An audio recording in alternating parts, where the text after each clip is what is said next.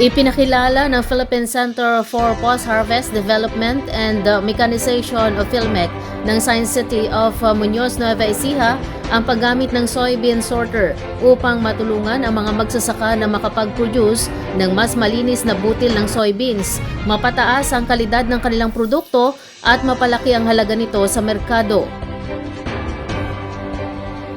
Ayon kay PhilMec Agricultural Mechanization Division Researcher Donald Mateo, tinatayang 5% lamang ng pangangailangan ng bansa sa soybeans ang lokal na napuproduce. Isa sa mga dahilan nito ay ang kakulangan noon ng makabagong teknolohiya sa post-harvest o pagproproseso ng ani matapos itong anihin.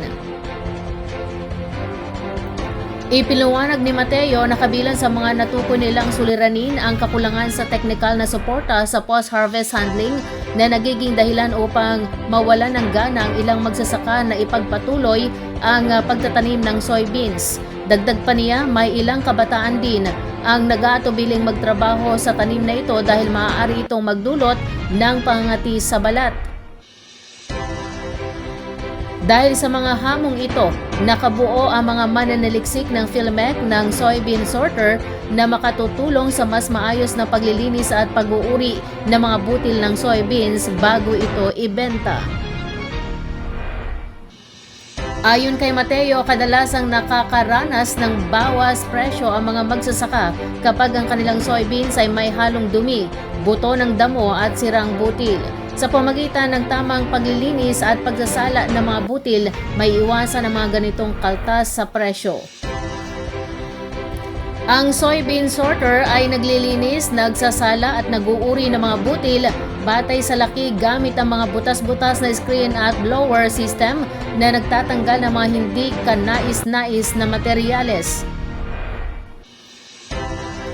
Kayang patakbuhin ng 2 tao ang makina at nakakapag-produce ito ng humigit kumulang 700 hanggang 850 kilo ng soybeans bawat oras. Mas mabilis kumpara sa mano-manong paraan ng pagsasala gamit ang palihis na plywood board na kilala sa ilang lugar bilang paligid. Ipiliwanag din ni Mateo na hindi tulad ng munggo na sabay-sabay na hindi nahihinog. Ang soybeans ay halos sabay-sabay nahihinog kapag naninilaw na ang halaman at nalalaglag ang mga dahon, kaya maaaring anihin ang buong halaman ng sabay. Bagamat na ihihiwalay ng sorter ang mga soybeans ayon sa laki at natatanggal ang mga dumi at buto ng damo, hindi nito natutukoy ang mga butil na fermented o nagbago ang kulay. Gayunman, mahalaga ang pare-parehong laki ng butil upang masiguro na mga nagpuproseso ang pantay na kalidad sa pag-roast ng soybeans. Patuloy ding isinusulong ng PhilMec ang partisipasyon ng kabataan sa mekanisasyon sa agrikultura sa pamagitan ng kanilang Youth for Mechanization na advokasya, kasabay ng pagpapakita ng mga teknolohiyang makatutulong sa pagpapagaan ng trabaho at pag-angat ng kabuhayan ng mga magsasakang Pilipino sa Central Luzon. Naaresto ang isang 31 anyos na lalaki ng pulisya matapos mahulihan ng hinihinalang peking sigarilyo sa isinagawang oplansita ng San Antonio Municipal Police Station sa Barangay San Mariano, San Antonio noong madaling araw ng Marso 3, taong 2026. Ayon sa ulat ng pulisya, bandang alas 4:30 ng umaga nang magsagawa ng checkpoint operation ang mga tauhan ng San Antonio Municipal Police Station o MPS sa pangunguna ni Police Captain Jesse V. Dulay, Operation Officer, sa ilalim ng pangasiwa ni Police Major Ricardo M. Salomon Jr., Chief of Police. Nahuli ang suspect, residente ng Barangay San Francisco sa nasabing bayan, habang sakay ng isang itim na Rusi tricycle na walang plaka.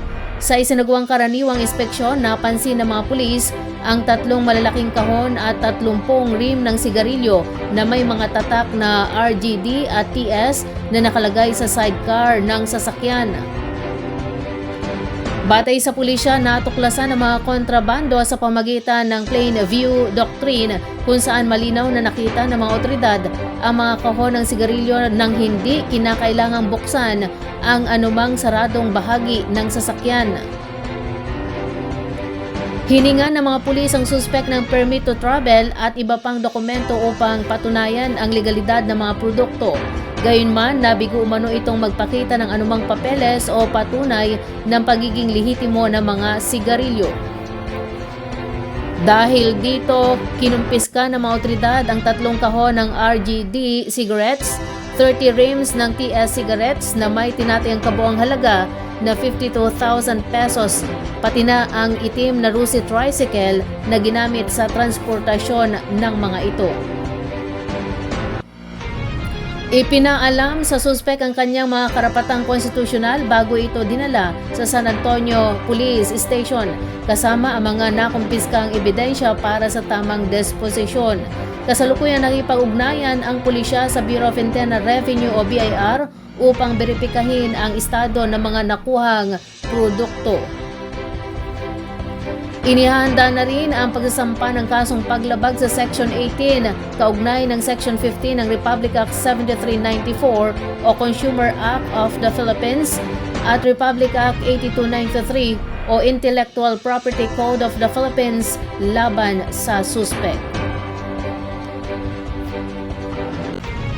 Mas mapalalakas ang akses ng mga kabataan sa legal na edukasyon, tulong at pandaigdigang representasyon matapos lagdaan ang isang Memorandum of Understanding o MOU sa pagitan ng Integrated Bar of the Philippines, IBP Nueva Ecija Chapter at Sigaw ng Kabataan Coalition o SKC Philippines sa Cabanatuan City.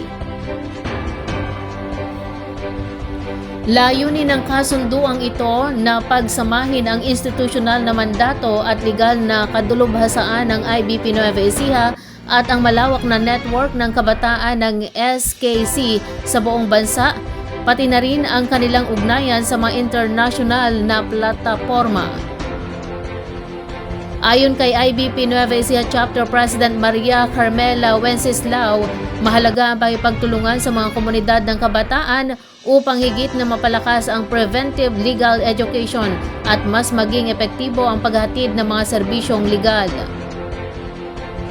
Ang 2 taong kasunduan ay magtatakda ng balangkas para sa magkasanib na community outreach initiatives, mga programang nakatuon sa pagpapalawak ng access to justice para sa kabataan at mga oportunidad para sa profesional na pag-unlad ng mga abogado at umuusbong na youth leaders. Suportado rin ng partnership na ito ang koordinadong representasyon sa mga international na plataporma tulad ng United Nations, kung saan maaaring maipahayag ng kabataang Pilipino na pinalalakas ng legal na kaalaman ang kanilang pananaw sa mga usapin ng hustisya, pamamahala at sustainable development. Binigyang diin naman ni SKC Founder at Board Chair Ellery Aviles na ang pagbibigay kapangyarihan sa kabataan sa pamagitan ng legal na kaalaman ay mahalaga upang mapalakas ang kanilang pakikilahok sa lipunan at katatagan ng komunidad. Inaasang sisimula ng mga paunang magkasanib na aktibidad sa ikalawang bahagi ng 2026 sa ilalim ng pangasiwa ng isang joint committee na binubuo ng mga kinatawan mula sa 2 organisasyon. Naniniwala ang parehong institusyon na ang kanilang pagtutulungan ay isang pangmatagalang hakbang upang higit pang mapalakas ang mga programang panghustisya ng pamahalaan at mahikayat ang inklusibo at makabataan na pakikilahok sa lipunan sa buong Central Luzon at sa pabansang network ng SKC.